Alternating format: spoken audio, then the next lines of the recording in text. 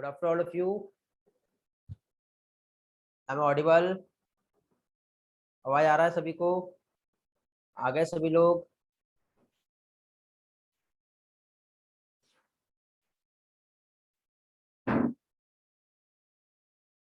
Good afternoon Anushka, good afternoon Pragya, good afternoon Riya, good afternoon Atharva, good afternoon Krishna, Ganesh, good afternoon Nandini, good afternoon Aditya, good afternoon Taresh, good afternoon Swayam, good afternoon Raily. Riya बेटा मैं ठीक हूँ, मुझे कुछ नहीं हुआ है। Actually my baby suffering from pneumonia last 5 days. He is admitted in ICU ward. That's the reason जिसकी वजह से मैंने क्लास नहीं लिया और अभी मैं हॉस्पिटल से ही आ रहा हूँ आपका क्लास लेने के लिए।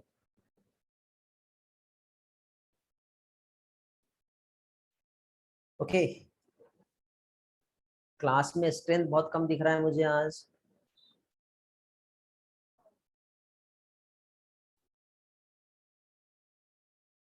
नहीं बेटा, बहुत दिनों से क्लास नहीं हुआ है वैसे भी आपका, तो सोचा कि क्लास तो ले ही लूँ। थोड़ा सा मैनेज हो जा रहा है इसलिए ले रहा हूँ, क्योंकि आपका भी लॉस नहीं होना चाहिए ना। ओके साक्षी, मुझे कुछ नहीं हुआ, थोड़ी देर पहले ही मैंने कहा क्या हुआ। चलो स्टार्ट करते हैं क्लास आज का। और लास्ट लेक्चर में हम लोगों ने जो एक स्पेशल स्लाइड जो मैंने क्रिएट किया था, उससे जो भी पोर्शन आप लोगों का लिया था उसी के आगे आज हम लोगों को कंटिन्यू करना है। ओके चलो स्टार्ट करते हैं अभी। तो ह्यूमन हेल्थ एंड डिसीज, जिसमें लास्ट लेक्चर में मैंने आप लोगों को कुछ साइंटिस्ट के कंट्रीब्यूशन जो है ये समझाया था, को याद होगा। एक बार रिकेप ले लेता हूँ उस चीज का जो हम लोगों ने लास्ट लेक्चर में देखे थे। Just wait.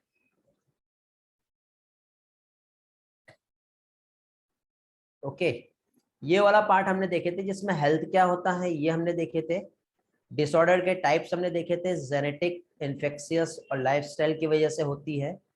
और इसको मेंटेन रखने के लिए पर्सनल हाइजीन जो है वो बहुत जरूरी है। ठीक है, ये हमने देखे थे। इसमें डिसीज कैसे कॉज होता है, तो उसके लिए डिसीज कॉजिंग एजेंट होते हैं, जिसमें biological agent, nutritional, physical agent, chemical agent, mechanical agent जो है ये होते हैं। ये हमने देखे थे। जिसमें बायोलॉजिकल एजेंट की हम बात करें तो वायरस, बैक्टीरिया कुछ इस तरह से हो जाता है। न्यूट्रिएंट्स यदि उसका डेफिशिएंसी हो तो उससे भी डिसीज होता है। फिजिकल एजेंट्स में इलेक्ट्रिसिटी हो गया, टेम्परेचर हो गया, कुछ केमिकल्स यदि रहे तो उससे डिसीज होता है। और कुछ वेक्टर्स है तो उससे भी डिसीज होता है। कुछ हमारा बॉडी में इंजर्ड हो गया तो उससे भी डिसीज होता है। डिसीज एक्वायर्ड और कंजेनिटल दोनों टाइप का होता है, जिसमें कम्युनिकेबल और नॉन कम्युनिकेबल दो टाइप के डिसीज हम लोगों ने लास्ट टाइम देखे थे एक्वायर्ड डिसीज में। तो डिसीज जो है एक तो बाय बर्थ मिलता है, एक तो आफ्टर दी बर्थ भी होता है। ठीक है, तो यहाँ पे जो कम्युनिकेबल डिसीज है जिसे हम इन्फेक्शियस डिसीज कहते हैं, ये कंटेजियस और नॉन कंटेजियस दोनों भी होता है। जनरली ये एक ऐसा डिसीज है जो हेल्दी पर्सन को अफेक्टेड पर्सन से ट्रांसमिट होता है। नॉन कंटेजियस में ये ट्रांसफर नहीं होता है। ठीक है, तो नॉन कंटेजियस जो होता है उसमें हेल्दी पर्सन से अफेक्टेड में नहीं आता है, बट इसमें कोई ना कोई वेक्टर होते हैं। जैसे फ्लाइज हो जाएगी, मलेरिया कॉज करने के लिए मॉस्किटो हो जाएगा, तो ये इस तरह से इनकी वजह से क्या होता है, डिसीज जो है ट्रांसफर होती है। तो ये नॉन कंटेजियस होती है। नॉन कम्युनिकेबल जो डिसीज होती है, cancer, allergy, addictions, mental disorder, ये सारी चीजें भी हम लोगों ने लास्ट टाइम जो है स्टडी किए थे। फिर कंजेनिटल डिसीज में कुछ डिसीज जेनेटिक डिसऑर्डर होते हैं।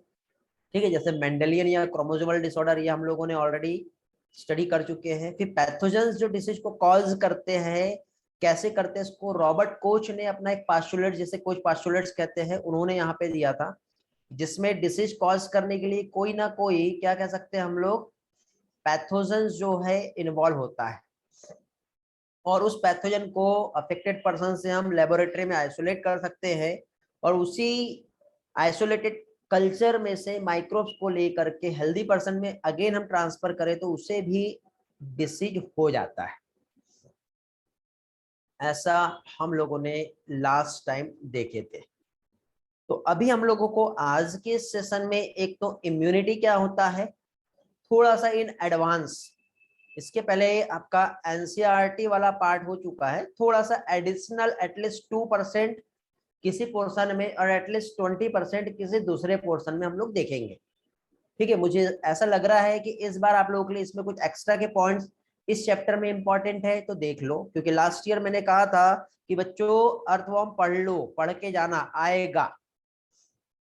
मैंने टेस्ट सीरीज में अर्थवॉर्म के क्वेश्चन भी पोस्ट किए थे, थोड़ा बहुत उन लोगों को आइडिया भी दिया था। एग्जाम में इस बार अर्थवॉर्म आया है क्योंकि एग्जामिनर के पास क्वेश्चन ही नहीं है ना देने के लिए, और नीट में जनरली क्वेश्चन रिपीट नहीं होते, आप देखते आए हो। तो फिर क्या दे अब क्वेश्चन, तो कुछ क्वेश्चन बेटा इस बार रिपीट भी हुआ है, स्पेशली एरिथ्रोपोइसिस वाला जो रोल है ना विटामिन B12 वाला, वैसे भी कुछ क्वेश्चंस आए हुए हैं जो रिपीट हुए हैं बेटा, क्योंकि क्वेश्चन ही नहीं बचे ना, नए नए क्वेश्चंस कहाँ से बनाएंगे।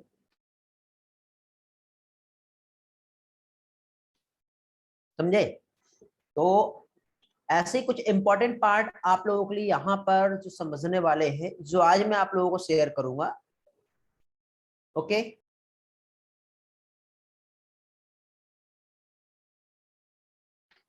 हाँ बेटा, फिजिक्स केमिस्ट्री बायो में दिखते ज्यादा। ओके,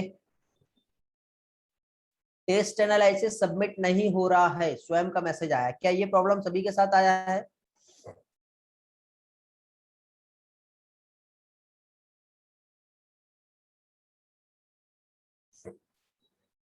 ओके, तो बेटा टेस्ट एनालिसिस के सबमिशन के लिए I will provide you another link.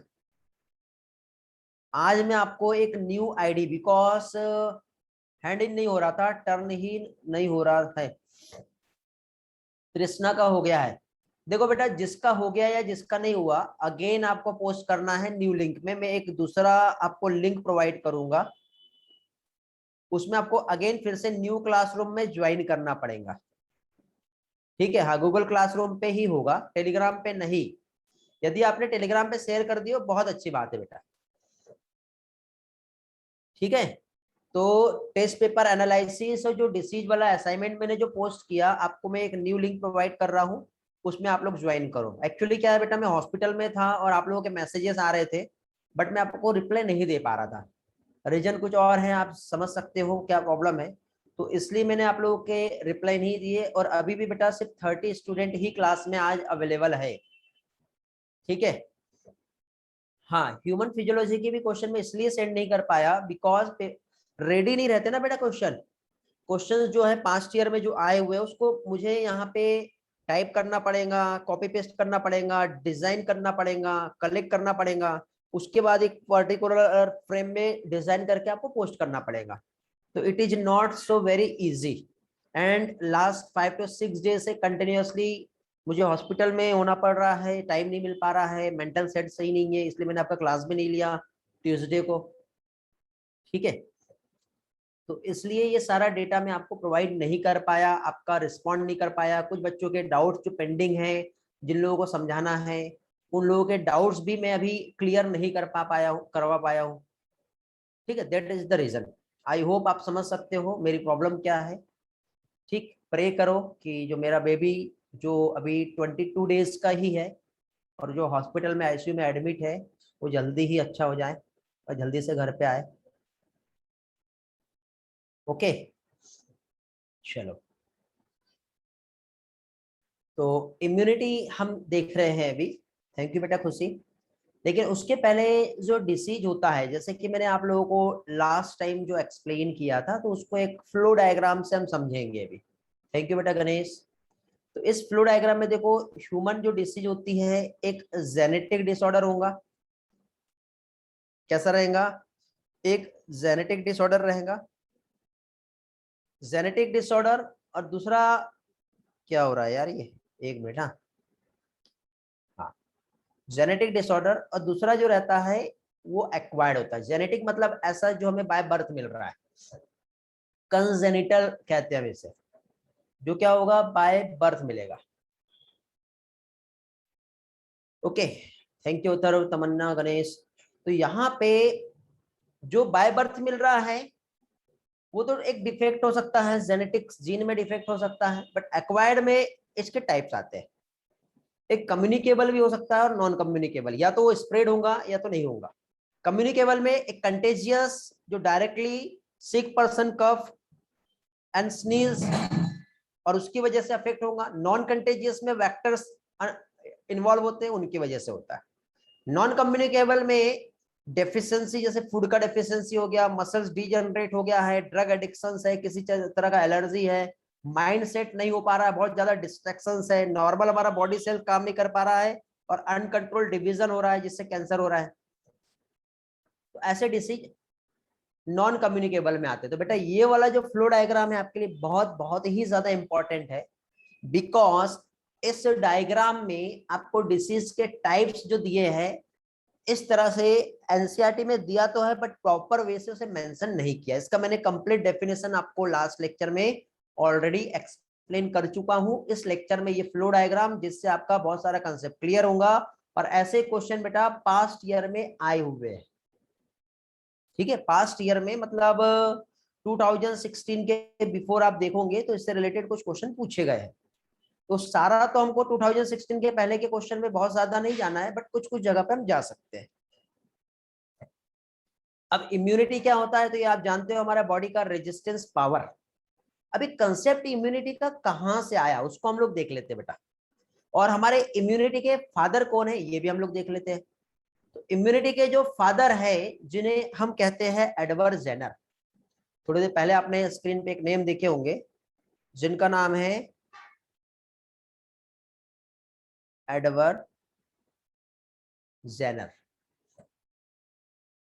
अब ये जो एडवर्ड जेनर जो है ये फादर कहलाते हैं बेटा इम्यूनोलॉजी के। इसके इम्यूनोलॉजी के ये फादर है। क्यों है जानते हो? इन्होंने सबसे पहले बेटा इम्यूनिटी जैसा टर्म, हमारे बॉडी में किसी भी डिसीज को फाइट करने की पावर होती है, ऐसा हमें एडवर्ड जेनर ने सबसे पहले एक्सप्लेन किया। जो काउ पॉक्स और स्मॉल पॉक्स जो डिसीज हो रहा था ना, तो जनरली जो मिल्क मेड है, एक थोड़ा सा स्टोरी इसके पीछे सुन लो। एक जो मिल्क मेड है जिसको एक काउ पॉक्स का इन्फेक्शन हुआ था, उसके पास से उसने थोड़ा सा कल्चर सैंपल लेकर के हेल्दी पर्सन में इंजेक्ट किया। उसी के बच्चे में उसने एक्सपेरिमेंट किया बेटा। सोच लो, यदि उस पर्सन को वायरल डिसीज होती तो उसका डेथ भी हो सकता था। हम इनको ऐसे ही फादर नहीं कह रहे, इन्होंने ये एक्सपेरिमेंट अपने बच्चे पे किया था। तो इन्होंने अपने बच्चे पे इस काउ पॉक्स के वायरस को इंजेक्ट कराया और उसके बाद इसी बच्चे में स्मॉल पॉक्स के वायरस को इंजेक्ट कराया। तो उन्होंने देखा कि जिससे काउ पॉक्स डिसीज हो गई उसे स्मॉल पॉक्स नहीं हो रहा। मतलब ये जो पॉक्स वायरस है उसके बॉडी में जाने के बाद उसके बॉडी ने कुछ तो भी ऐसा किया जिससे उसके बॉडी में कुछ डेवलपमेंट हुआ और उस पर्सन को डिसीज नहीं हो रही। मतलब उन्होंने क्या किया कि इम्यूनिटी जो है इसका कंसेप्ट सबसे पहले दिए। उन्होंने बताया कि ये डिसीज क्यों नहीं हुई, तो उस डिसीज के नहीं होने का रीजन जो था वो क्या था। तो उस डिसीज के नहीं होने का रीजन था, क्या कहेंगे, हमारे बॉडी का रेजिस्टेंस पावर, जिसे आज हम लोग इम्यूनिटी के नाम से जानते हैं। ओके, तो इन्होंने क्या किया, काउपॉक्स वैक्सीन को सबसे पहले डेवलप किए बेटा। Protection against the attack of small pox virus. सोचो कितनी अच्छी बात है ये। और इम्यूनोलॉजी हमारा साइंस का एक ऐसा ब्रांच जहां पर हम इम्यून सिस्टम का स्टडी करते हैं। और इम्यून सिस्टम मतलब हमारा बॉडी जो एक रिस्पॉन्स देता है किसी बैक्टीरिया के अगेंस्ट में, जिसको हम फॉरेन सब्सटेंस कह सकते हैं, उस टाइप के रिस्पॉन्स को हम इम्यून रिस्पॉन्स कहेंगे। और उस पैथोजन, पैथोजन मींस यहाँ पे एक बैक्टीरिया हो सकता है, एक वायरस हो सकता है, और इसके अगेंस्ट में हमारा बॉडी कैसे काम कर रहा है उसे हम इम्यूनोलॉजी कहते हैं। इम्यूनोलॉजी को सिंपल टर्म में हम इम्यूनिटी को डिफाइन करें तो बहुत अच्छा टर्म यहाँ पे दिया हुआ है, हमारे बॉडी का एक ऐसा एबिलिटी जो किसी भी एंटीजन को सबसे पहले तो रिकॉग्नाइज करेगा। कैसे रिकॉग्नाइज करेगा? तो देखो, जैसे कि सपोज ये एक पर्सन है, इस पर्सन का ये बॉडी का चारों तरफ एक बॉर्डर लाइन है, ये मान के चलो, इतना बाहर से नहीं रहता, बट मैं आपको एक प्रोटेक्शन शीट बता रहा हूँ। और कोई बैक्टीरिया जर्म्स यदि हमारे बॉडी में एंटर कर गया तो सबसे पहले तो हमको पहचानना पड़ेगा, हम नहीं पहचानेगा, हमारा बॉडी पहचानेगा। रिकॉग्नाइज करने के बाद उसको मारने के लिए वो न्यूट्रलाइज करेगा और उसको डिस्ट्रॉय करके हमारे बॉडी से बाहर निकाल देगा, ताकि हमारे बॉडी को किसी भी टाइप के डिसीज से प्रोटेक्शन मिले। तो इस तरह की जो पावर होती है उसे कहते हैं immunity.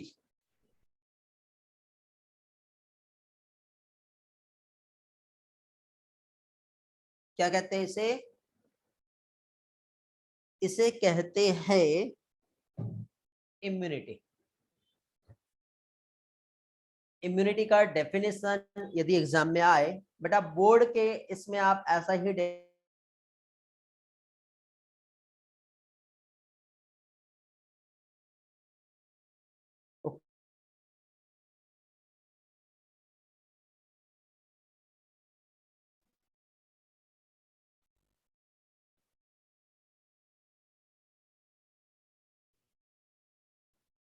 am I audible all?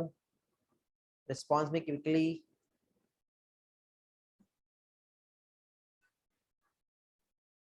Okay, response अभी मुझे आपके मिल रहे हैं। आई डोंट नो आपके पास मेरा या मेरे पास आपका रिस्पॉन्स लेट आ रहा।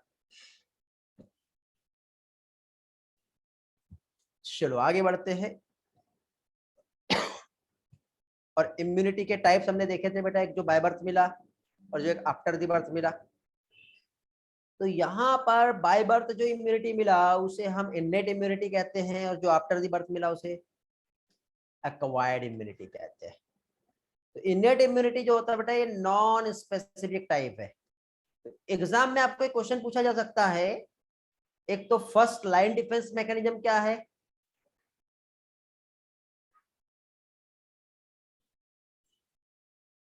या फिर आपको नॉन स्पेसिफिक ये भी पूछा जा सकता है। तो नॉन स्पेसिफिक का मीनिंग ये होता है कि यदि बैक्टीरिया आया, यदि वायरस आया, या किसी भी टाइप के जर्म्स आए, तो सभी को एक साथ वो मार सकता है।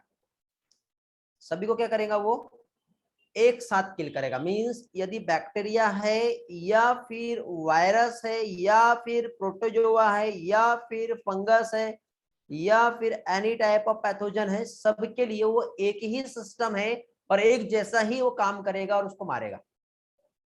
इसलिए उसको हम नॉन स्पेसिफिक कहते हैं। उसने स्पेशल नहीं किया ना कि भैया बैक्टीरिया है तो मेरे को मारना है, वायरस आया तो तू काम कर ले, प्रोटोजो आया तो किसी और को दे दो, फंगस आया तो किसी और को, ऐसे रास्ते देखते रहे तो बस फिर पर्सन को तो डेथ ही हो जाएगा ना उसका, तो डिसीज पे डिसीज होते रहेगी। तो इसलिए हमारे को जो गॉड गिफ्टेड एक इम्यूनिटी मिली है वो होती है बेटा इननेट इम्यूनिटी, जो बाय बर्थ मिलता है। और यहाँ पे कुछ बैरियर है, आप सोचो, ध्यान से इमेजिन करो बेटा, थोड़ा सा मुझे देखो।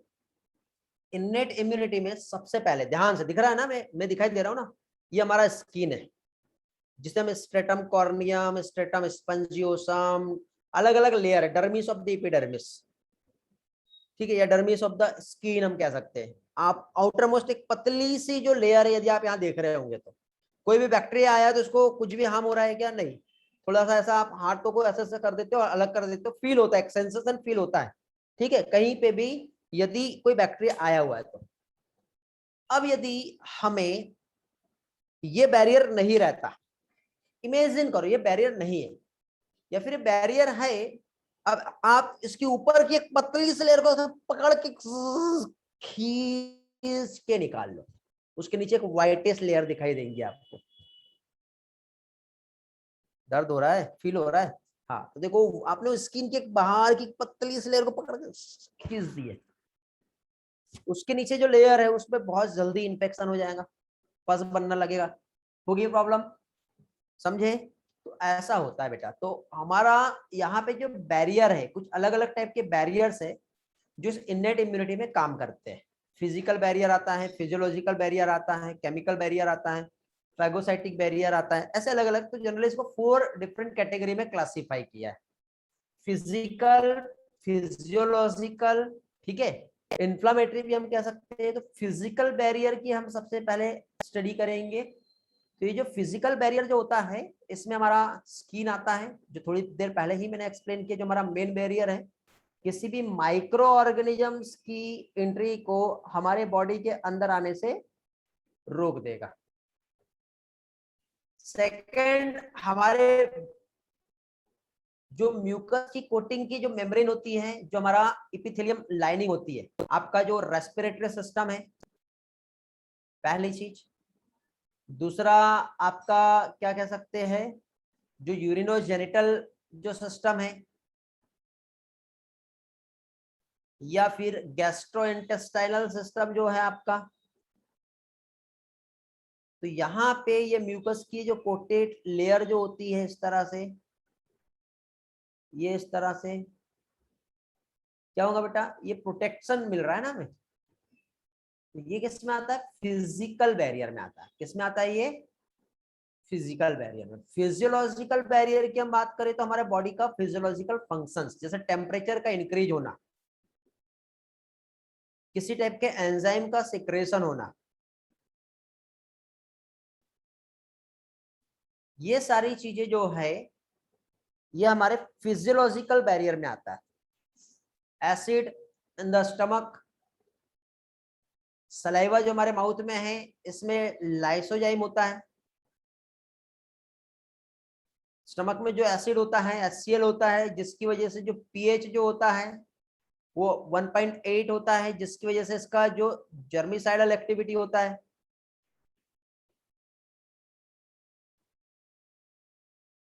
कैसा रहता है, जर्मिसाइडल एक्टिविटी। हमारी आईज जो है, टीयर्स, जहां पर अगेन एक और एंजाइम होता है जिसको हम लाइसोजाइम कहेंगे। तो ये ऑल माइक्रोबियल ग्रोथ को प्रिवेंट करता है, माइक्रोब्स को किल करता है। इस तरह का यहाँ पे मैकेनिज्म्स होता है। सेलुलर बैरियर की यदि हम बात करें तो हमारा सेल्स, जैसे हमारा WBC, आप देखना कभी भी कोई भी डिसीज होता है तो हम एक डायग्नोसिस करते हैं, और डायग्नोसिस में हम सबसे पहले हमारा ब्लड टेस्ट करते हैं। ब्लड टेस्ट में हम लोग CBC करते हैं। क्या करते हैं हम लोग, CBC। CBC क्या होता है जानते हो, CBC, CBC मीन्स,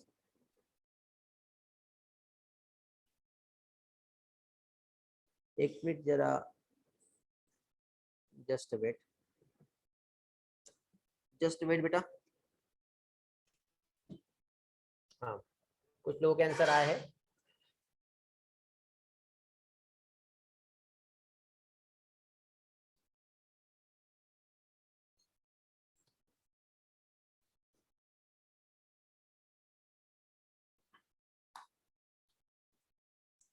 ओके, थोड़ा सा टेक्निकल प्रॉब्लम आ रहा था, just wait just wait just wait, हो गया हो गया हो गया।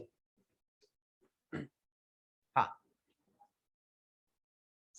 बेटा, CBC पूछा अथर्व।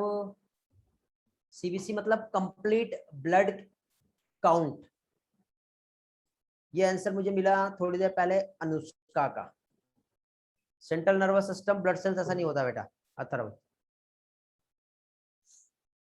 तो यहाँ पे देखो, हम लोगों ने सर्कुलेटरी सिस्टम का स्टडी किए हैं।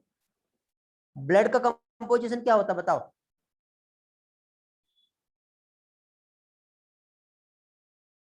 ब्लड में क्या क्या होता है।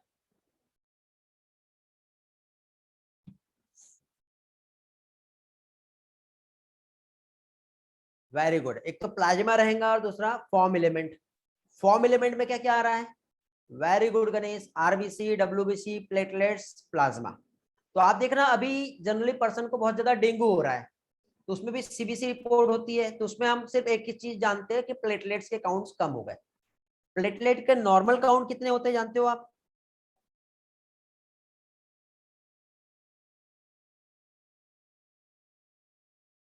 1.5 लाख से 3.5 लाख के आसपास होते हैं।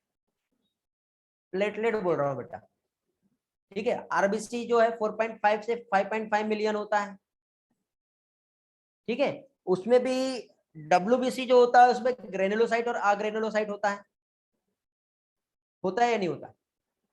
तो उसमें भी हम न्यूट्रोफिल, बेसोफिल, इयोसिनोफिल ऐसा हम स्टडी करते हैं, लिम्फोसाइट, मोनोसाइट, याद आ रहा है।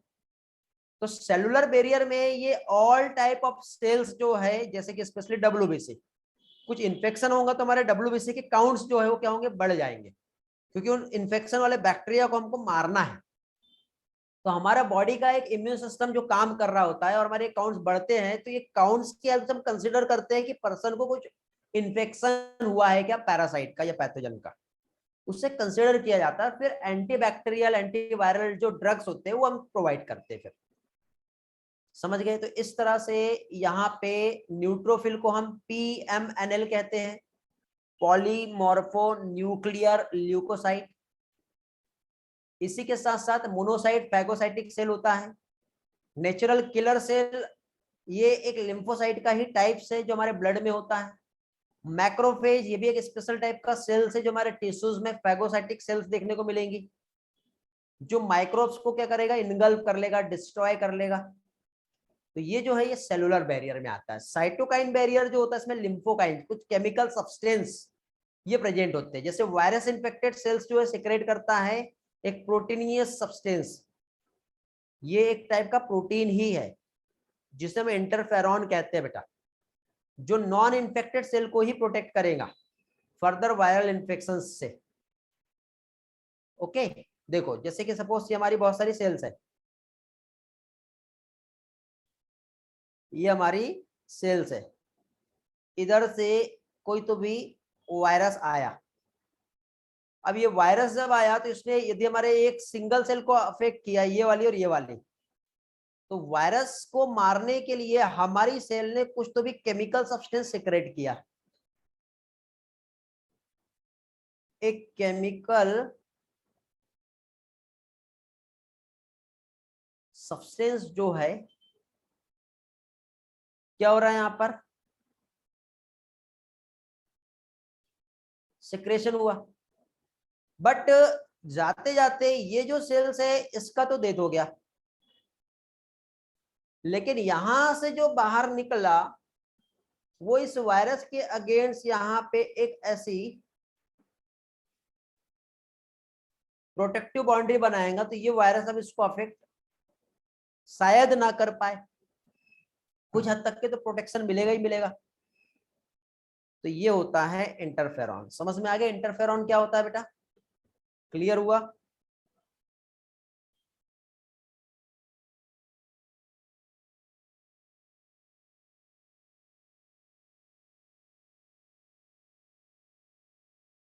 Very good. इसके बाद अब ये जो था हमारा इन्नेट इम्यूनिटी था, कौन सा था ये था इन्नेट इम्यूनिटी। अब हमें जो देखना है वो क्या है, एक्वायर्ड इम्यूनिटी। एक ऐसा इम्यूनिटी जो हमारा डेवलप होता है कब, आफ्टर दी बर्थ। इन्नेट जो इम्यूनिटी था वो जो मिला था वो बाय बर्थ मिला था। रेजिस्टेंस हमें मिला है acquiring during the life time, acquired during the life, इसलिए हम इसे एक्वायर्ड इम्यूनिटी कहते हैं। It is also known as adaptive immunity, यहाँ लिखा हुआ है। ये एक स्पेसिफिक इम्यूनिटी होती है। आपको याद होगा इन्नेट में हमने क्या देखे थे, ये वाला जो इन्नेट इम्यूनिटी था ये कैसा था, नॉन स्पेसिफिक था। बट ये जो है ये क्या है, ये स्पेसिफिक है। स्पेसिफिक मतलब यदि बैक्टीरिया आया तो वो कुछ अलग टाइप से काम कर रहा है, ठीक है, ये एंटीबॉडी बना रहा है, तो बैक्टीरिया के लिए एक अलग सिस्टम काम करने वाला है, तो वायरस के लिए एक अलग सिस्टम काम करने वाला है, तो फंजाई के लिए एक अलग सिस्टम। एक ही सिस्टम से सारे के सारे किल नहीं होंगे, तीनों के लिए अलग सिस्टम बनाना पड़ेगा और अलग सिस्टम से हम उसको किल कर सकते हैं। समझे। तो इस तरह से ये इम्यूनिटी को हम एक्वायर्ड इम्यूनिटी, होस्ट स्पेसिफिक या फिर स्पेसिफिक इम्यूनिटी कहते हैं, मतलब नॉन स्पेसिफिक नहीं रहेगा, ये कैसा रहेगा, पैथोजन स्पेसिफिक होता है। और इसमें बनता है मेमोरी सेल, और एक बार यदि प्रोड्यूस हुआ तो लाइफ टाइम के लिए ये काफी हेल्पफुल होता है। मीन्स हमारे बॉडी में यदि किसी पैथोजन को इनकाउंटर किया तो सबसे पहले रिस्पॉन्स जो प्रोड्यूस होता है उसे क्या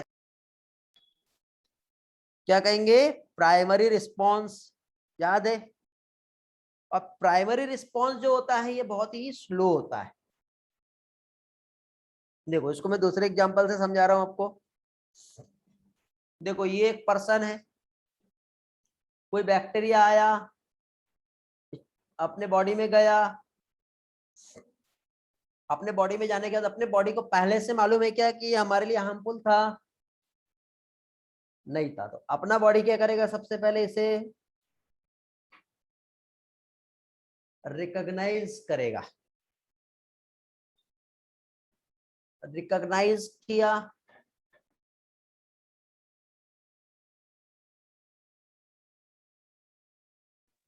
रिकॉग्नाइज करने के बाद क्या होगा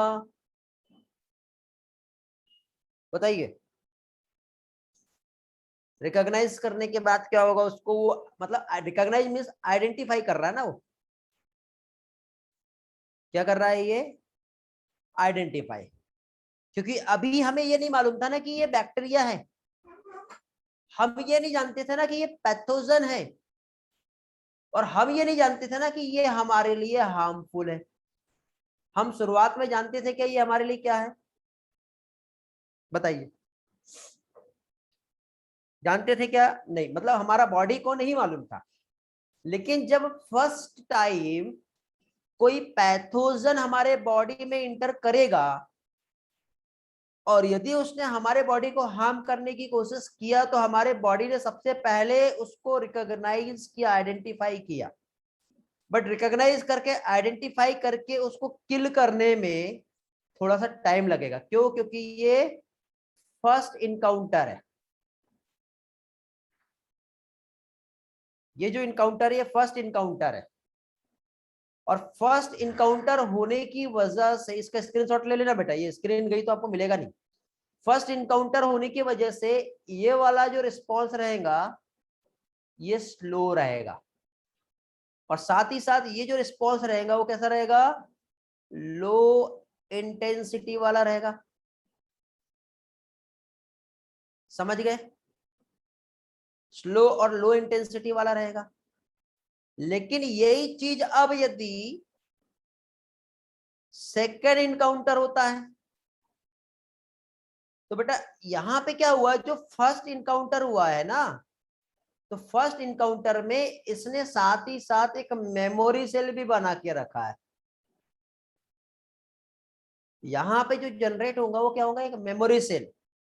तो सेकेंड इनकाउंटर के टाइम पे वो फास्ट उसको क्या कर सकता है, अभी बताओ?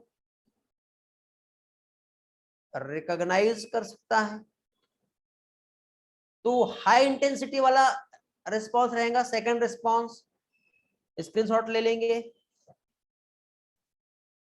उस रिस्पॉन्स को क्या कहते हैं, एनामनेस्टिक रिस्पॉन्स कहते हैं। याद है? तो ये प्राइमरी रिस्पॉन्स जो है वो स्लो था, बट सेकेंडरी रिस्पॉन्स को एनामनेस्टिक रिस्पॉन्स कहते हैं। ये जो है इसकी इंटेंसिटी जो रहेगी वो हाई रहेगी, ये जो रहेगा ये कैसा रहेगा, फास्ट रहेगा। ओके?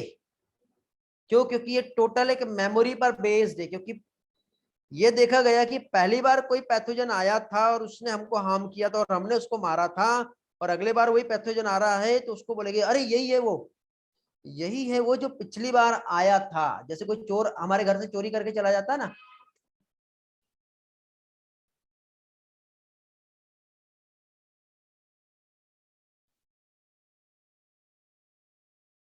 हमारी बॉडी की सेंसिटाइजिंग सेल्स होती है बेटा, रिकॉग्नाइज होता है टी हेल्पर सेल से। याद है हमने टी हेल्पर सेल पढ़े थे? अरे बाघा बॉर्डर, इंडिया पाक की बॉर्डर, उसके बीच में गार्ड को बैठा दिया हमने। तो गार्ड खुद जाके नहीं बोलेगा कि आ जाओ, उसी में एक मैसेज भेजेगा। यदि गलती से खुद गया तो आतंकवादी घुस जाएंगे ना अंदर। तो बेटा टोटल इम्यूनोलॉजी जो है हमारा एक डिफेंस मैकेनिज्म है, और डिफेंस हमारा जो रियलिटी जो डिफेंस होता है उससे आप कनेक्ट कर लिए तो चैप्टर आपके लिए बहुत आसान हो जाएगा, बिकॉज सेम चैप्टर आप हायर एजुकेशन में और डिटेल में पढ़ने वाले हो। इसलिए आप जितना ज्यादा अच्छे से अभी कंसेप्ट क्लियर कर लोगे उतना आपको बेनिफिट आगे चल के मिलने वाला है, चाहे आप एमबीबीएस करो या फिर आपका आगे चल के प्लान चेंज हो जाए और कुछ भी आप कहीं पे भी जाओ। यदि बायोलॉजी आपके साथ है तो ये आपको डिटेल में पढ़ना है आगे, समझे? हाँ, बट एमबीबीएस में कुछ ज्यादा स्पेशल पढ़ोगे आप।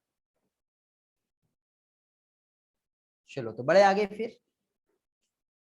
हाँ, एमबीबीएस ही चाहिए, और एमबीबीएस ही चाहिए तो फिर अपना जो गोल्स है डायरेक्टली लिख के रख लो, 650 प्लस ये टारगेट होना चाहिए आपका, और इस टारगेट को पूरा करने के लिए अभी से लग जाओ। अभी हर टेस्ट में आपका इतना स्कोर आना ही चाहिए,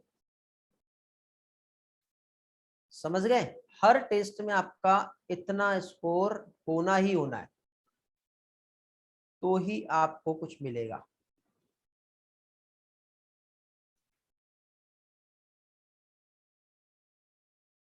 तो एक्वायर्ड और एडेप्टिव इम्यूनिटी के बेटा कुछ यूनिक फीचर्स होते हैं। यहाँ पे मैं आपको बाहुबली मूवी का एक एग्जांपल लेके समझाऊंगा, बहुत मजा आएगा। यार आज इतना कम स्ट्रेंथ क्यों है बेटा?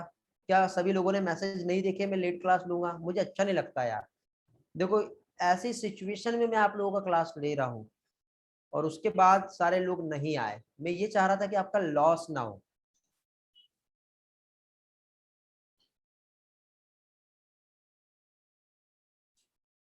इसलिए मैंने क्लास लिया। आजकल सबके अच्छे मार्क आ रहे हैं बेटा, चलो अच्छी बात है बेटा, मेहनत करो और अच्छी मेहनत करो और अच्छे मार्क्स आएंगे। सब लोग समझदार हो गए बेटा, अभी पढ़ना चालू कर दिए।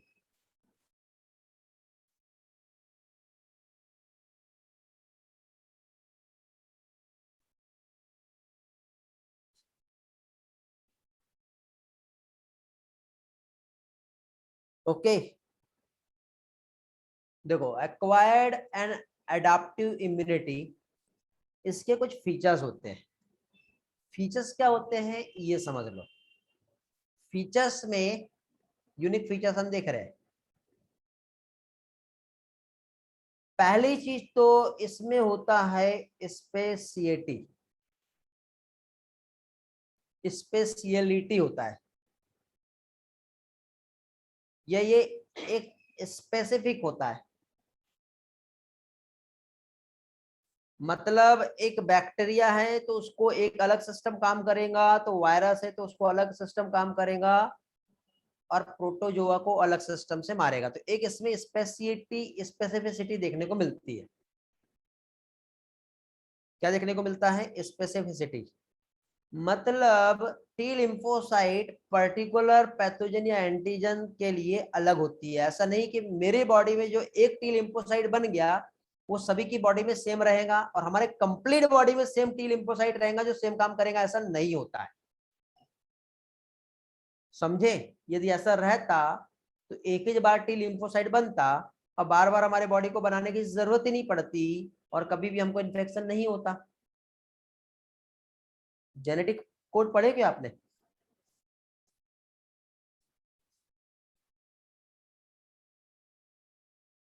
जानते हो जेनेटिक कोड क्या होता है?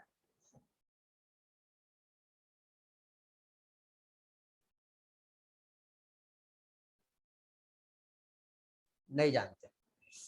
ठीक है, जेनेटिक कोड बेटा हमारे बॉडी का एक डीएनए सीक्वेंस होता है, जिसकी वजह से आप में हमारा रंग रूप, हमारा बॉडी का फॉर्म, हर चीज चेंज हो जाता है।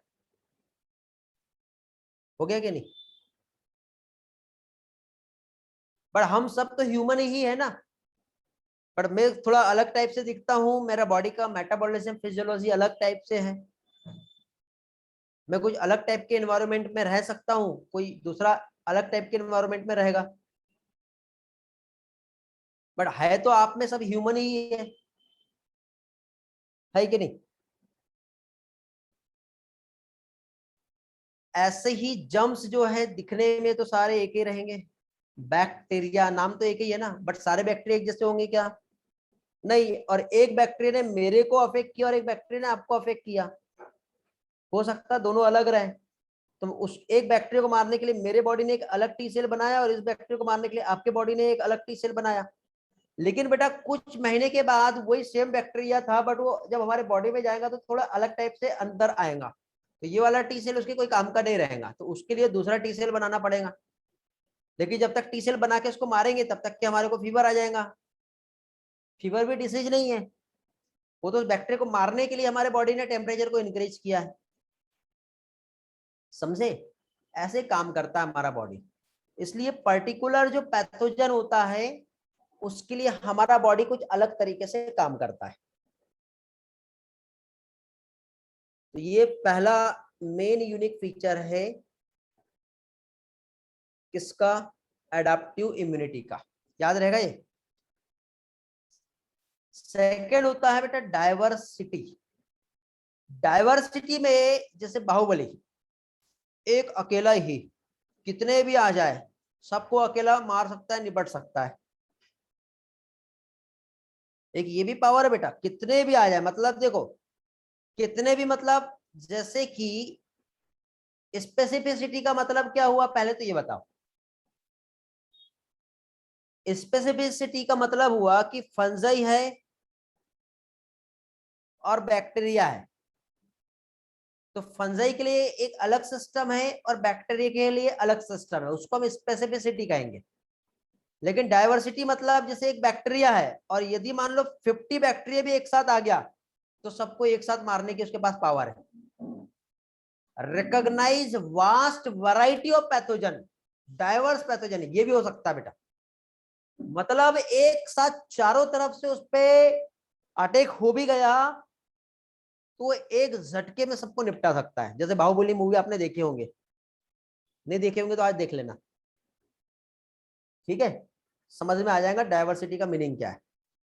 क्योंकि मैं इस टर्म को उसी टर्म से समझाऊंगा तो आपको नहीं समझ में आएगा, इसलिए मैं एग्जांपल यूज कर रहा हूं। ये आपके स्टेट बोर्ड में मिल जाएगा बेटा। ओके। एक होता है डिस्क्रिमिनेशन बिटवीन सेल्फ और नॉन सेल्फ, मतलब इसमें से ऐसा कौन सा पोर्शन है जो हमारे बॉडी का अपना है और ऐसा कौन सा पार्ट है जो हमारे बॉडी का नहीं है। समझ गए? मतलब हमारे बॉडी में पैथोजन को मारने के लिए एक स्पेशल टाइप का प्रोटीन बना और बाहर से आपने कोई डाइट लिए, हो सकता है उसमें भी कोई एक स्पेशल टाइप का प्रोटीन है। जैसे हम ब्लड ट्रांसफ्यूजन करते हैं तो आरबीसी की सरफेस पर एक एंटीजन होता है, वो एंटीजन नहीं एक्चुअली, हम उसको एंटीजन कह रहे हैं, वो एंटीजन भी एक प्रोटीन ही है। और हमारे बॉडी में जो बना वो भी एक प्रोटीन ही है जिसको हम एंटीबॉडी कहते हैं। ये नाम तो हमने दिया ना एंटीजन एंटीबॉडी, बट है तो दोनों एक ही प्रोटीन। बट ये प्रोटीन इसमें से कौन सा हमारा है और एक कौन सा प्रोटीन जो बॉडी में बाहर से आया है, इन दोनों को अलग अलग तरह से वो पहचान सकता है, डिस्क्रिमिनेट कर सकता है कि मेरा कौन सा अपना है और पराया कौन सा, मतलब बाहर से कौन सा आया है। इसे कहते हैं discrimination between self and non self. याद रहेगा ये वाला टर्म?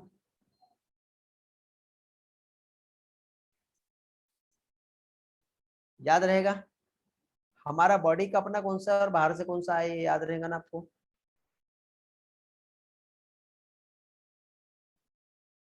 ओके।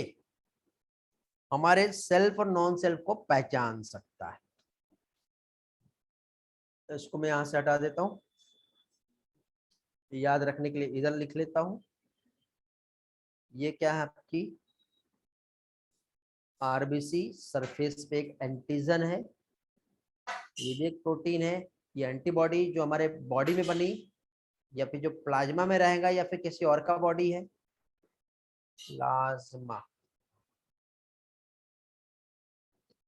यार इतना तो आप समझ सकते हो यार, ज्यादा डिटेल बताने की जरूरत नहीं है वैसे, है ना? लास्ट पार्ट है बेटा बहुत बड़ी पावर मेमोरी बनाने की। यदि मेमोरी नहीं बनता तो सोचो, आपको चिकन पॉक्स हुआ, कई लोगों का डेथ भी हो जाता है।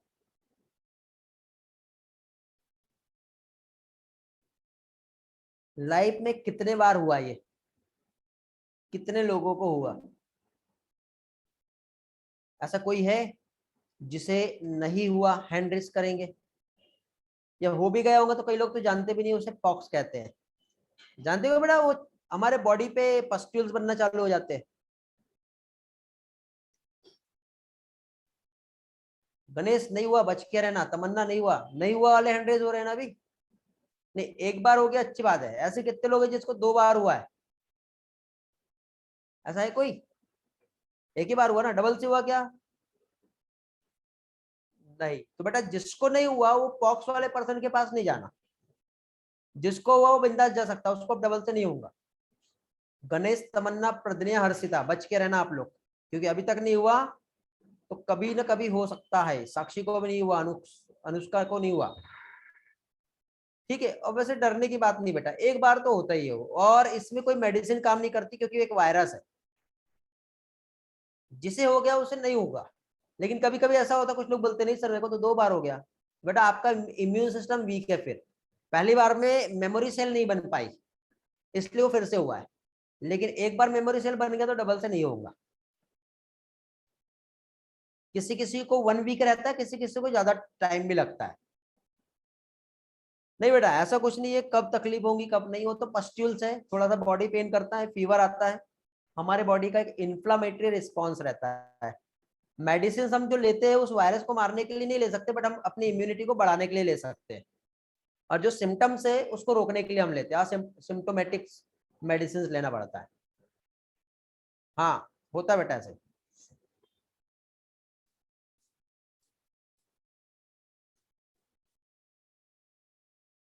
हाँ सबको ही होता है बेटा। जनरली देखो, आप यदि अफेक्टेड पर्सन के पास गए तो जल्दी होगा, नहीं तो एनवायरमेंट में यदि पॉक्स वायरस घूम रहा होगा इधर उधर और आप उसके कांटेक्ट में आए तो भी हो सकता है। कंटेजियस है बेटा, ये भी कम्युनिकेबल है। इन्फेक्टेड पर्सन से हेल्दी पर्सन को होता है, बट एक ही बार होता है, कोविड नहीं है। कोविड तो बार बार हो सकता है, एक बार हो गया तो इसका मतलब नहीं कि डबल से नहीं होगा, डबल से भी हो सकता है। जिन लोगों को ये लग रहा है कि कोविड नहीं होगा, तो ऐसा नहीं है बेटा, कभी भी हो सकता है कोविड, आज भी उसके वायरस घूम रहे हैं एनवायरमेंट में। आप इन्फेक्टेड पर्सन से मिले थे बट प्रिकॉशंस यूज किए होंगे। देखो बेटा, कोविड का वायरस आपके हाथों पे और आपके बॉडी पे रहेगा तो कुछ नहीं होगा, लेकिन वो आपके रेस्पिरेटरी ट्रैक्ट में पहुंचा तो आपको अफेक्ट हो जाएगा। ठीक है, समझे? ऐसा होता है, इस तरह से ये डिसीज होती है।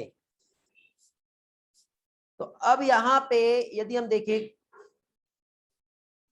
क्या चीज, कि यहाँ पे कभी भी कोई पैथोजन यदि एंटर किया हमारे बॉडी में, तो फर्स्ट टाइम जो होता है हमारा बॉडी एक इम्यून रिस्पॉन्स जो है जनरेट करता है, और उसको एलिमिनेट करके उसे, क्लास ले रहा ना अभी, ये ले, उधर नहीं जाना, यहीं पे रहे, फोन लेके उधर नहीं जाना, यही खेल। ओके, सॉरी बेटा। हाँ तो अभी देखिए,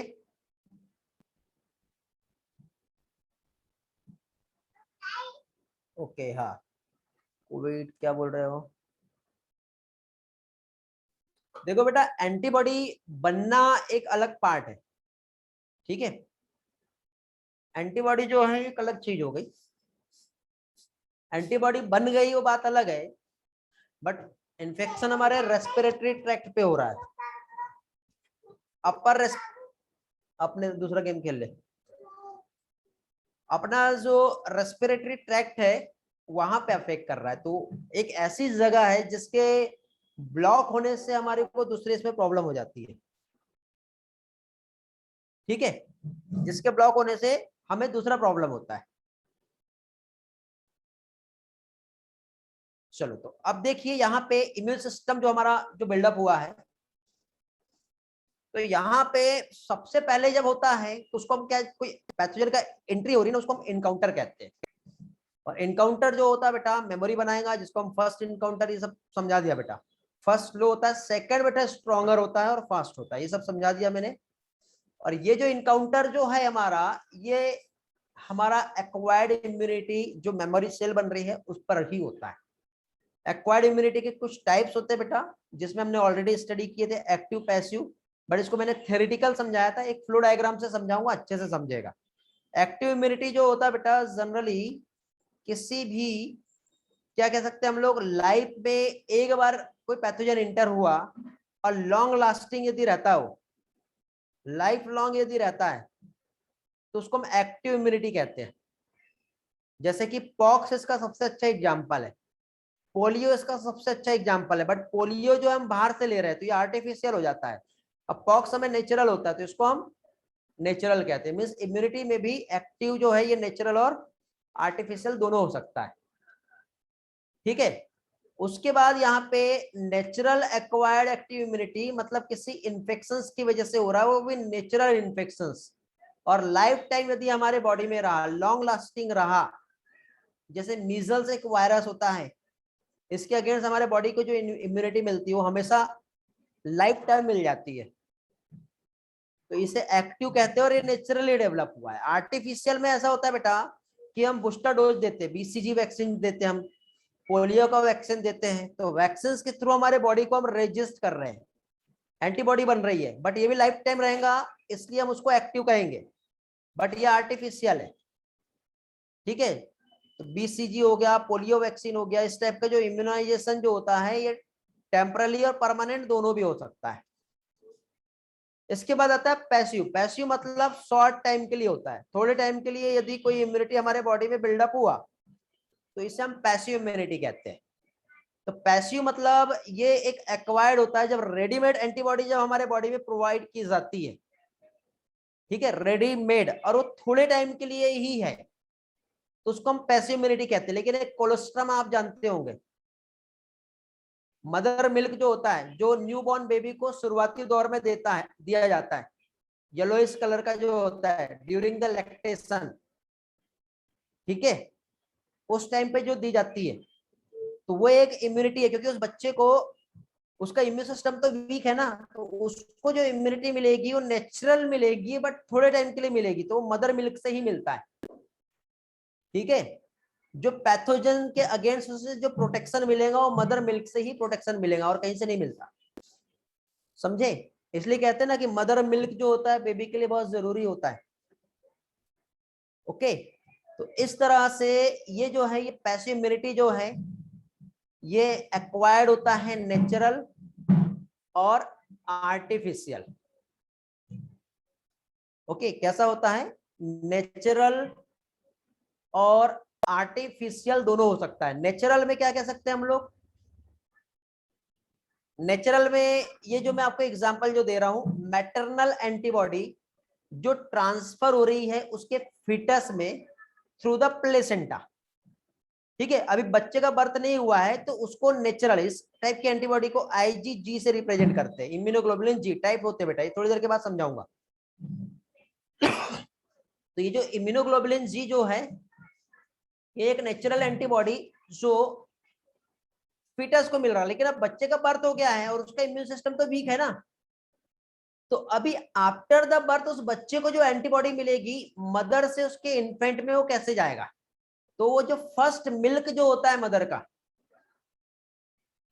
ठीक है, इसे कोलेस्ट्रम कहते हैं, और ये कंटिन्यू दी जाते हैं through out the period of breast feeding,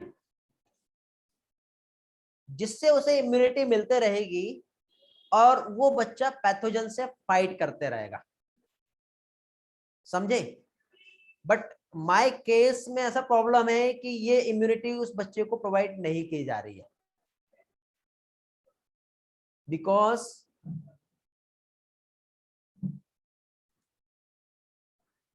you know very well. Okay, चलो आगे देखते हैं हम लोग। तो ये एंटीबॉडी जो रिसीव हो रहा है एक बच्चे में, मदर से ही हो रहा है, बट ये थोड़े टाइम के लिए रहेगा। ऐसा नहीं कि मदर मिल्क हमने उस बच्चे को दे दिया, और मदर मिल्क यदि हमने आज उस बच्चे को दे दिया तो वो लंबे टाइम के लिए रहेगा क्या? नहीं, एक दिन के लिए हो सकता है या कुछ घंटे के लिए हो सकता है, फिर अगेन देना पड़ेगा, फिर अगेन देना पड़ेगा। तो उसको इम्यूनिटी मिलते रहेंगे, एंटीबॉडी उसके बॉडी में जाते रहेगा, और वो बच्चा हेल्दी रहेगा। समझ रहे हो? वो जो बच्चा है वो क्या रहेगा? हेल्दी रहेगा। तो ये जो होता है कैसा होता है बेटा? ये थोड़े टाइम के लिए ही रहता है। आई होप यू अंडरस्टैंड क्या समझाना चाह रहा हूं। रेली का क्वेश्चन आया था, बीसीजी वैक्सीन जो होता है ना बेटा, ट्यूबरक्लोसिस के अगेंस्ट दी जाती है। ठीक है, ये टीबी के बैक्टीरिया के अगेंस्ट काम करता है।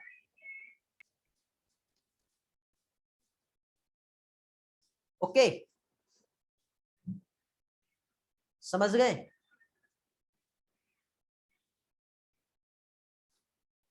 तो ये वाला इम्यूनिटी आपको समझ में आ गया क्या चीज है। अब देखो मैं आपको बहुत सारे एग्जाम्पल से समझा रहा हूं, इसलिए ताकि आपको ये सारी चीजें समझे एक्चुअली क्या चीज है।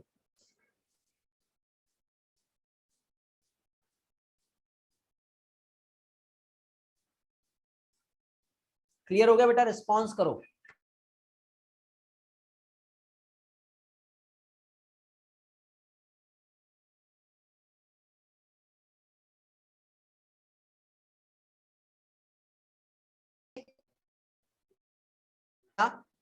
क्योंकि उस बच्चे में पावर ही नहीं है कि वो इम्यूनिटी बनाए। स्टार्टिंग के जो मे बी हम अप टू 6 मंथ हम कह सकते हैं, लेकिन 6 मंथ में भी ये जो टाइम पीरियड है, इसमें भी आप ये देख लो कि शुरुआती दौर जो 1 मंथ का होता है वो कितना क्रिटिकल पीरियड है। इस टाइम पे तो उसका इम्यून सिस्टम तो और भी ज्यादा वीक है, किसी भी टाइप का एंटीबॉडी उसका बॉडी नहीं बना सकता है। आप बोलोगे सर थायमस ग्लैंड होती है ना, बहुत स्ट्रांग होती है वो, तो बेटा इमिडिएटली एकदम से काम नहीं करेगा ना थायमस। आपने तो कहेंगे कि नहीं सर, जितना छोटा बच्चा रहता है उसका इम्यून पावर अच्छा होता है, फिर बड़े होते होते थाइमस डीजनरेट होता है, उसके बाद उसका इम्यूनिटी वीक होता है। जैसे जैसे एक पर्सन ओल्ड होता है तो और वीक हो जाता है, क्योंकि थाइमस ग्लैंड डीजनरेट हो जाता है, थाइमोसिन का सिक्रेशन नहीं होता है। तो फिर ये बच्चे में तो इम्यूनिटी अच्छी होनी चाहिए, होगा क्या ऐसा? बेटा बच्चे में थाइमस ग्लैंड अच्छा है, बट वो काम करने के लिए, एक्टिवली काम करने के लिए थोड़ा सा टाइम चाहिए। अभी बच्चा इस दुनिया में जस्ट आया हुआ है, अभी 1 मंथ भी नहीं हुए उसको, ठीक है। और थाइमस ग्लैंड कब काम करेगा? जब पैथोजन उसके बॉडी में अटैक करेंगे, और जितने ज्यादा पैथोजन उसके बॉडी में जाते जाएंगे जाते जाएंगे जाते जाएंगे तो काम करेगा। इसलिए हम वैक्सीन देते हैं बेटा, बूस्टर डोज। जैसे बच्चा होता है हम बीसीजी का वैक्सीन, कोलेरा का, रूबेला का, कितने सारे वैक्सीन देते हैं, याद है? उसे थोड़ा फीवर आता है, बट हम वो इनएक्टिव फॉर्म में देते हैं। यदि वो रियल वायरस उस बच्चे की बॉडी में गए यहाँ तो निपट जाएगा ना। बट उस टाइम पे हम उस बच्चे में एक बूस्टर डोज जो दे रहे हैं वो कैसा दे रहे हैं? कम पावर वाला दे रहे हैं, और उसका थाइमस ग्लैंड को हम स्ट्रॉन्ग कर रहे हैं ताकि वो एंटीबॉडी बनाए और फिर लाइफ टाइम वो लड़ते रहे उस पैथोजन से। तो धीरे धीरे होता है। लेकिन यदि कोई वायरस, कोई बैक्टीरिया, कोई जर्म्स डायरेक्टली उसकी बॉडी में हेवी डोज वाला चला गया तो उसको फिर प्रॉब्लम होगी ना। तो फिर ऐसे टाइम पे उसका इम्यूनिटी, इम्यून पावर कैसे डेवलप होने वाला है बताओ? डेवलप तो अभी तुरंत होगा नहीं। तो उसको जो इम्यूनिटी मिलेगी, क्योंकि उसके बॉडी में इतना पावर नहीं है ना कि इमीडिएटली फास्ट मोड पर वो एंटीबॉडी को बना पाए। तो ऐसे टाइम पे सिर्फ और सिर्फ एक ही रास्ता है, और वो है क्या चीज? मदर मिल्क, कोलोस्ट्रम कहते हैं जिसे, जिसमें आईजीए एंटीबॉडी होती है। थोड़ी देर के बाद मैं जब आपको समझाऊंगा आईजीजी आईजीए क्या होता है, ये सारी चीजें समझ में आ जाएगा। हाँ बेटा, स्टेबल होने में उसे टाइम लगता है।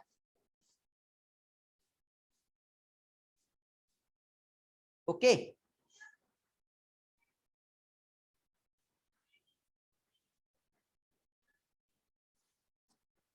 चलो तो अभी आपको ये आईजीए आपको समझ में आ गया होगा क्या चीज है। बट मेरे केस में ये प्रॉब्लम है कि मैं ये आईजीए एंटीबॉडी उस बच्चे को प्रोवाइड नहीं करा पा रहा हूं, ठीक है। रीजन ये है कि उसका ब्रीथिंग जो है वो स्लो है, स्लो होने की वजह से ब्रेस्ट फीडिंग टोटल नो नहीं दिया जा रहा है, टोटल सलाइन पर ही वर्क चल रहा है। और सलाइन की वजह से सिर्फ एंटीबायोटिक का डोज है जिसपे वो रिकवरी है, फीडिंग नहीं है। 2 से 3 दिन हो गए, नो कोलेस्ट्रम आर प्रोवाइडेड। सोचो, जो एंटीबॉडी जो उसको हेल्प कर सकता है, वो एंटीबॉडी जो कोलेस्ट्रम में अवेलेबल है, वो कोलेस्ट्रम उससे प्रोवाइड नहीं किया जा रहा है, क्योंकि नहीं दे सकते। दूसरा कंडीशन वहां पे, दूसरा प्रॉब्लम वहां पे क्रिएट हो रहा है।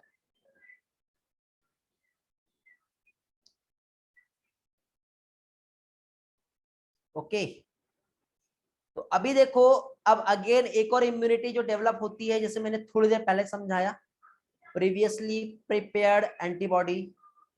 जिसको हम इंजेक्ट कर सकते हैं with the help of serum from human और एनिमल। एंटीबॉडी जो ऑब्टेन होता है कहां से होता है? एक हाइपर इम्यूनाइज हॉर्स, इसका यूज करते हैं हम लोग क्योंकि इसका इम्यून सिस्टम बहुत तगड़ा होता है। बेटा कोलेस्ट्रम को सलाइन के सहारे नहीं दे सकते, ठीक है, बिकॉज हमारा डाइजेस्टिव सिस्टम उसको डाइजेस्ट करना चाहिए।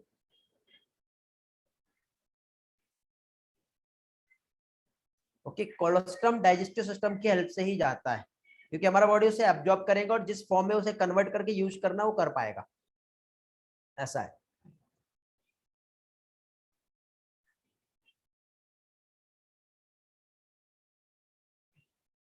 जैसे रेबिस पैथोजन हो गया, इसके अगेंस्ट में हम जो देते हो पैसिव इम्यूनाइजेशन होता है। ये मैंने लास्ट टाइम बताया था ना, देखो डॉग बाइट कर लेता है, 14 इंजेक्शन लगते थे पहले, अभी थोड़ा कम हो गया लेकिन फिर भी लगते हैं ना। वो इंजेक्शन नहीं है, वो एक्चुअली एंटीबॉडी है जो रेडीमेड एंटीबॉडी बनाया है। उस पर्सन को हम इम्यूनिटी प्रोवाइड कर रहे हैं उस रेबिस वायरस से फाइट करने में, बट ये शॉर्ट लाइफ होता है। तो ये जो है ये आर्टिफिशियल है। आर्टिफिशियल मतलब हमने ये रेडीमेड एंटीबॉडी जो बनाए हैं, बट इसके पहले कोलेस्ट्रम जो हमने पढ़े थे वो क्या था? नेचुरल था, बट वो थोड़े टाइम के लिए रहता है। I hope you understand what I am said. 7 injection लग रहे हैं अभी, है ना? हाँ, समझ में आ गया बेटा? एंटीबॉडी का क्या रोल है, इम्यूनिटी क्या होता है, कैसे काम करता है? बोर तो नहीं हो रहा है ना?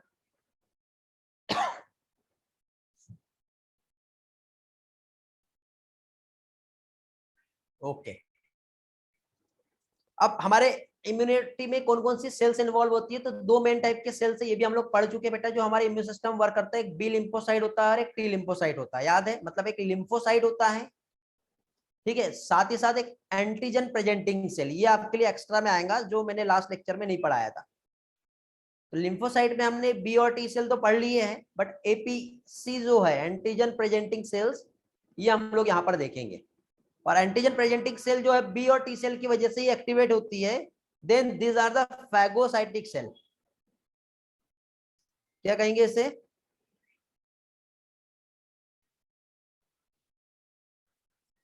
फैगोसाइटिक सेल होता है।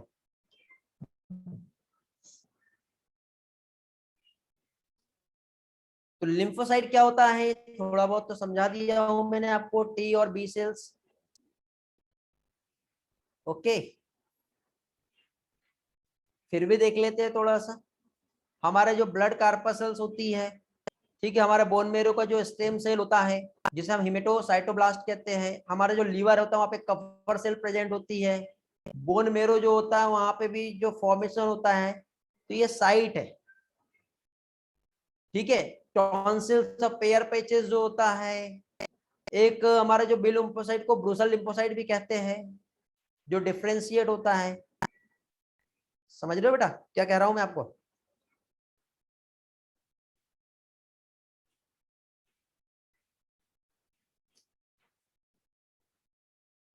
तो बहुत सी, यदि हम लिम्फोसाइट देखें तो कहां पर रहती है बेटा? हमारे लिम्फ नोड में रहता है। पढ़े हम लोगों ने, लिम्फोइड ऑर्गन याद है? प्राइमरी और सेकेंडरी लिम्फोइड ऑर्गन पढ़े थे हमने।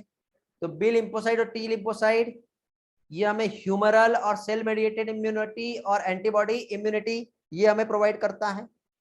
टी सेल जो होता है वो cell immunity, cell mediated immunity देता है। ओके, अब लिम्फोसाइट का क्या मैकेनिज्म होता है एंटीजन के अगेंस्ट में, कुछ पिक्चर्स की हेल्प से समझाऊंगा कैसे काम करता है बेटा। सबसे पहले टी हेल्पर सेल, आपको याद होगा मैंने टी हेल्पर सेल समझाया था। कोई भी पैथोजन आया, जैसे एक बॉर्डर लाइन है, इधर से कोई पैथोजन आ रहा है तो टी हेल्पर सेल खुद काम नहीं करेगा, वो सिर्फ मैसेज पहुंचाएगा।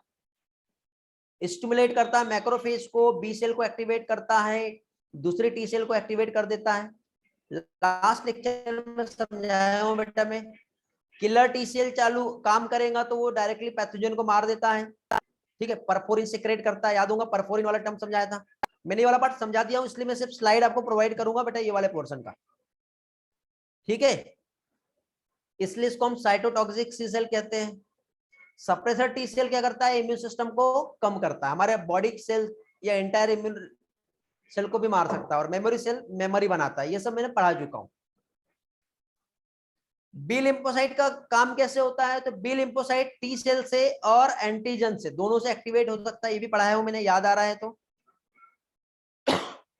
बेटा याद है या फिर से रिवाइज करा के देना है, ये बताओ।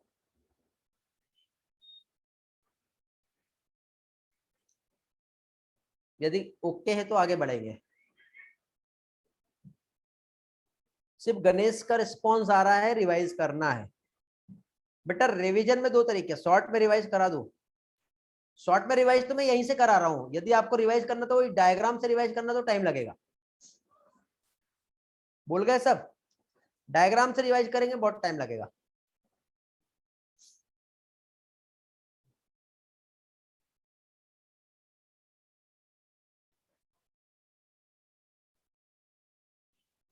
चलो जस्ट वेट में समझा दे रहा हूं। देखो बेटा, ये एक पैथोजन है, स्क्रीनशॉट ले लेना बाद में। ये पर्सन है, ठीक है, और ये पर्सन का इम्यून सिस्टम। जब पैथोजन जैसे हमारे बॉडी में एंट्री किया, ये डायरेक्ट एंट्री नहीं करेगा, ये हमारा स्किन है, ठीक है, ये हमारा बैरियर है। अभी बैरियर के साथ ये अंदर आया तो यहाँ पे हमारा एक टी हेल्पर सेल रहता है। ये जो है ये टी हेल्पर सेल है। इसने बोला भैया तुम कौन हो, मैं तुमको नहीं पहचानता। पहचानता होगा तो उसको अंदर जाने देगा, यदि पहचानता नहीं होगा तो उसको यहीं से बाहर, भैया जाओ निकल लो तुम्हारा काम नहीं है। या फिर उसको डाउट हुआ तो ये टी सेल जो है ये सिक्रेट करता है जिसे कहते हैं लिम्फोकाइन। अब ये लिम्फोकाइन जो है ये क्या करेगा, दूसरे बी सेल को एक्टिवेट करेगा, दूसरे टी सेल को एक्टिवेट करेगा, या फिर मैक्रोफेज को बुलाएगा। ये तीन तरीके से काम करता है, इसका स्क्रीनशॉट ले लो आप लोग। तो ये जो दूसरा टी सेल जो है ये डायरेक्टली जाकर के इस एंटीजन को मार देगा। बी सेल एंटीबॉडी बनाएगा और ये एंटीबॉडी जाके इस एंटीजन को मार देगा। मैक्रोफेज यहां से आएगा और उसको डायरेक्टली खा लेगा, डायरेक्टली उसको खा जाएगा। तो ये तीन तरीके से इस एंटीजन को मार सकता है। स्क्रीनशॉट ले लो बेटा, समझ गए? क्लियर हुआ? तो देखो यहां पे मैंने यही कहा था कि ये टी हेल्पर सेल क्या कर रहा है। तो टी हेल्पर सेल में इधर पहले लिखा हुआ है, यहां समझाया था। देखो क्या कर रहा है, ये दूसरे टी सेल को उसने मैसेज दे दिया लिम्फोकाइन सिक्रेट करके। दूसरे मैक्रोफेज हो गया या फिर बी लिम्फोसाइट को इसने एक्टिवेट कर दिया। बी लिम्फोसाइट क्या करेगा, एंटीबॉडी बनाएगा और वो एंटीजन को क्या करेगा, किल कर देगा। टी सेल एंटीजन को किल कर देगा। मैक्रोफेज क्या करेगा, इससे फैगोसाइट कर लेगा।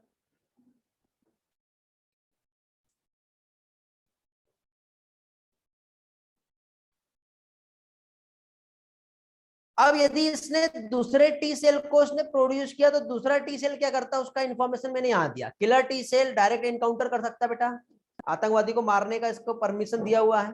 मेमोरी टी सेल मेमोरी बनाता है, सप्रेसर टी सेल सप्रेस करता है इम्यून रिस्पॉन्स को। मैकेनिज्म ऑफ बी सेल, यदि एक टी हेल्पर सेल ने बी सेल को एक्टिवेट किया तो ये बी सेल क्या कर रहा है, तो बी सेल बेटा जैसे कि सपोज ये बी सेल है, तो बी सेल को एक्टिवेट करने के लिए टी हेल्पर सेल, क्योंकि ये एक एंटीजन था, टी हेल्पर सेल से भी एक्टिवेट हो सकता है या फिर डायरेक्टली एंटीजन से भी एक्टिवेट हो सकता है, ऐसा लिखा है यहाँ पे। ये देखो सेंसिटाइज,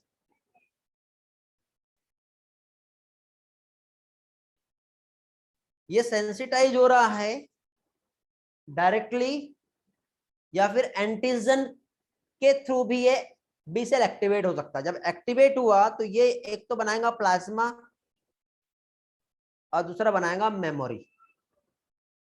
प्लाज्मा बनाया तो बनाएगा एंटीबॉडी और ये एंटीबॉडी आकर के इसको मार देगा। ये सब बी सेल का मैकेनिज्म है। तो यहाँ पे लिखा है एक्टिवेटेड बी लिम्फोसाइट मल्टीप्लाई होता है बहुत फास्ट, अपने प्लाज्मा सेल्स बनाता है, मेमोरी सेल बनाता है, और उसके बाद प्लाज्मा जो एक स्पेशल ग्लाइकोप्रोटीन प्रोड्यूस करता है जिसे हम एंटीबॉडी कहते हैं, जो हमारे ब्लड लिम्फ और जहां पे इंफेक्शन हुआ वहां पे जाके उसको मार देता है। तो ये ऐसा एक हमारे बॉडी का सिस्टम काम करता है। अब आपको समझ रहा होगा कि हमारे बॉडी एक्चुअली काम करता कैसे। आई डोंट नो आप विजुअलाइज कर पा रहे हैं या नहीं कर पा रहे। ठीक है, इसलिए मैंने थोड़ी देर पहले मैंने अपने एक बच्चे का एग्जांपल लिया था कि जो एक छोटा बच्चा अभी आईसीयू में एडमिट है और उसको मदर मिल्क का जरूरत है अपने एंटीबॉडी को बनाने के लिए, बट वो टोटल उसका काम सलाइन पे चल रहा है। उसको मदर मिल्क नहीं दिया जा रहा है क्योंकि उसका ब्रीथिंग स्लो चल रहा है। ब्रीथिंग स्लो होने की वजह से फीडिंग नहीं करा सकते। तो सोचो, उसको एंटीबॉडी की नीड है इन्फेक्शन से लड़ने के लिए, लेकिन उसके बाद भी वो सिर्फ सलाइन पे अभी सफर कर रहा है। अकेला आईसीयू में एडमिट है, कोई भी नहीं है उसके पास। इस कंडीशन से वो लड़ रहा है, समझे। तो यहाँ पे अभी तो उसका इम्यून सिस्टम इतना स्ट्रांग नहीं हुआ है जितना स्ट्रांग इम्यून सिस्टम मैं अभी आप लोगों को पढ़ा रहा हूँ यहाँ।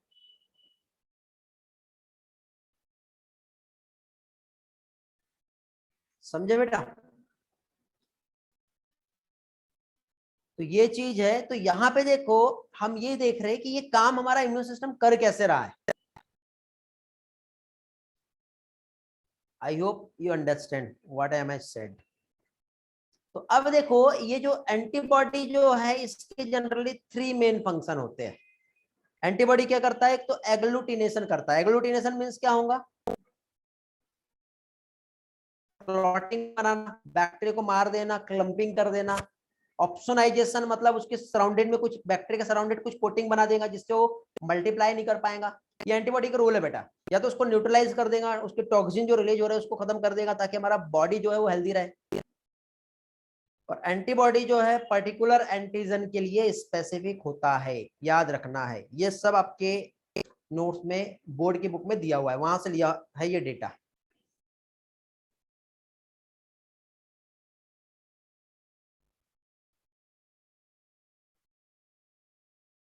समझ गए? ओके। नहीं बेटा, हॉस्पिटल में उसको वायरस नहीं था, वो घर पे था। घर से गया है वो, घर पे हेल्दी था वो, कोई प्रॉब्लम नहीं थी। हो सकता कहीं से आया होगा।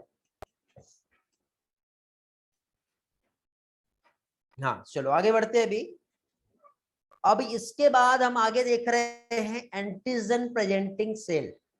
एंटीजन प्रेजेंटिंग सेल का रूल क्या होता है? तो एंटीजन प्रेजेंटिंग सेल क्या कहेंगे, क्या कर रहा है ये फैगोसाइटिक सेल्स होता है बेटा, उसको पकड़ेगा। देखो डायग्राम से समझाऊंगा, थ्योरी नहीं समझती है। ये जैसे कि सपोज ये एक सेल है, इसको हम एंटीजन प्रेजेंटिंग सेल कहेंगे। ये पैथोजन है, इसने अपने अंदर लिया, अंदर लेने के बाद एक सिग्नल बनाता है ये।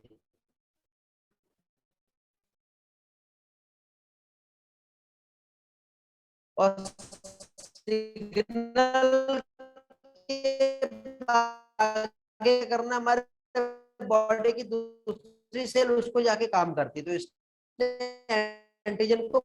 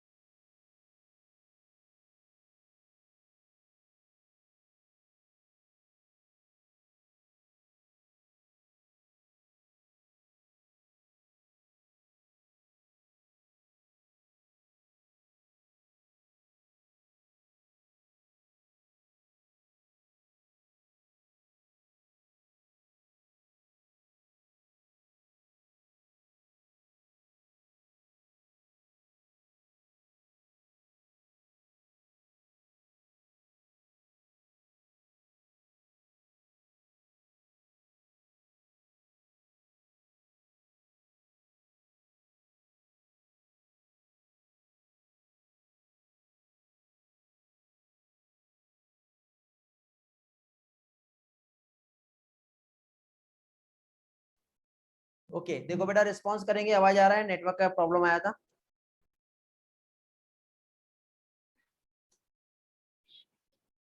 हाँ तो इस तरह से आज हम लोगों ने थोड़ा सा कंसेप्ट इम्यूनोलॉजी का हमने देखे हैं। आई होप आपको सारी चीजें अच्छे से समझ में आ गई होंगी।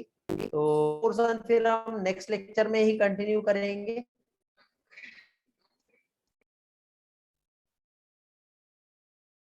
ओके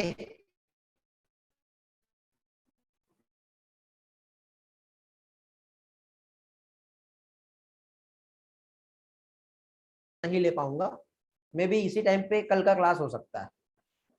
थैंक यू बेटा आर्यन।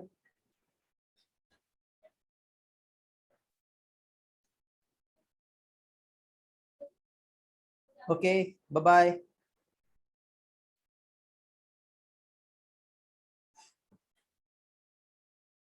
किसी का कुछ डाउट है, किसी को कुछ पूछना है ऐसा जो आज के लेक्चर में नहीं समझा?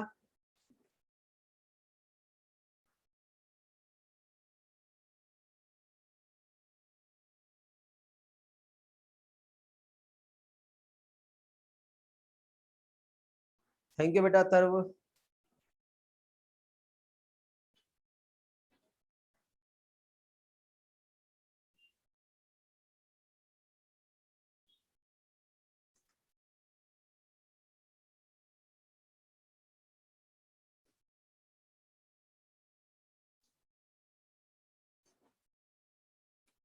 चलो